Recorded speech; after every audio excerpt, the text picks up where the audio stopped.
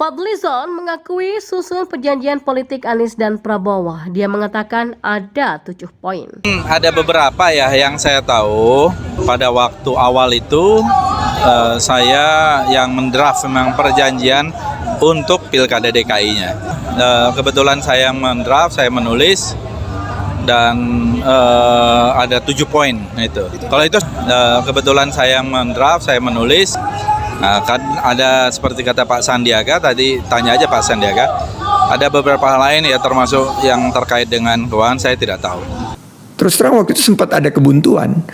Dan sosok Fadlizon itu yang mungkin cukup akhirnya melihat, merumuskan dan meramu dari 3 kubu itu. Waktu itu kan ada saya, ada Pak Prabowo dan ada Pak Anies, dan dia yang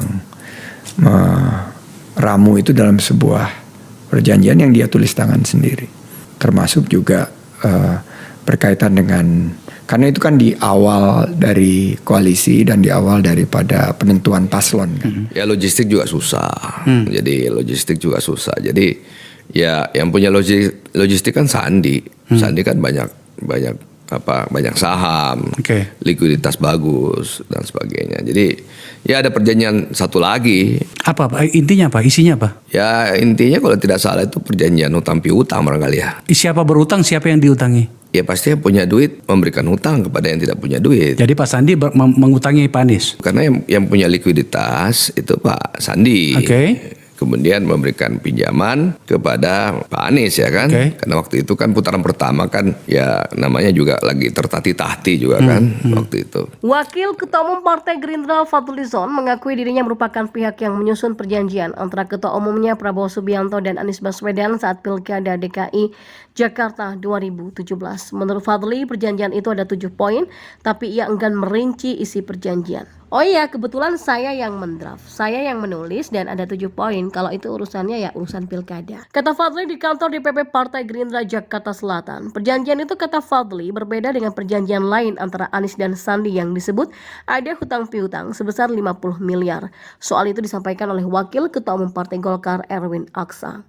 Erwin menyebut Sandi sempat meminjami uang 50 miliar kepada Anies saat keduanya maju di Pilkada DKI 2017. Uang itu digunakan untuk logistik pemenangan Anies dan Sandi di Pilkada putaran pertama. Sementara rumor perjanjian Prabowo dan Anies sebelumnya disampaikan Wakil Ketua Dewan Pembina Partai Gerindra Sandiaga Uno dalam podcast Akbar Faisal. Sandi menyebut perjanjian antara dirinya, Prabowo dan Anies dibuat sebelum Pilpres 2019.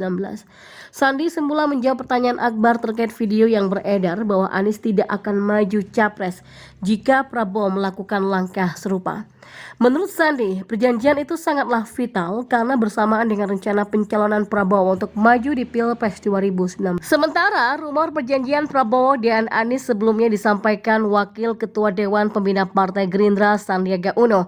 Dalam podcast Akbar Faisal, Sandi menyebut perjanjian antara dirinya, Prabowo dan Anies dibuat sebelum Pilpres 2019.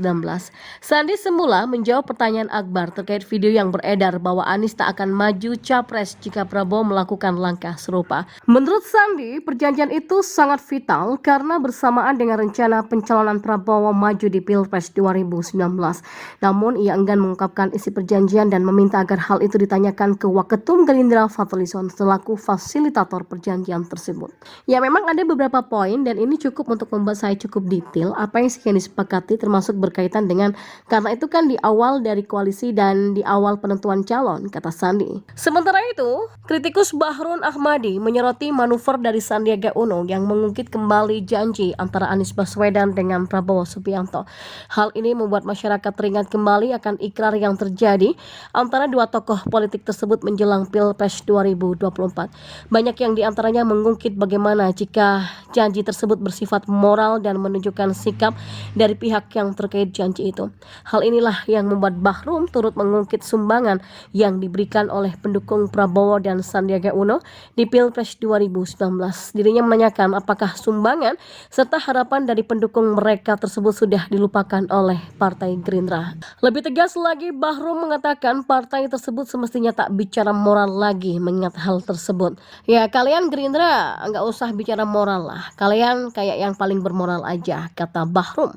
Diketahui sebelumnya Sandiaga Uno mengungkit soal adanya perjanjian dirinya, Prabowo dan Anies lewat kanal YouTube Akbar Faisal Unsensor yang diunggah pada 26 Januari lalu. Loyalis Anies Baswedan yang bernama Gius Khalifah membalas Sandiaga Uno.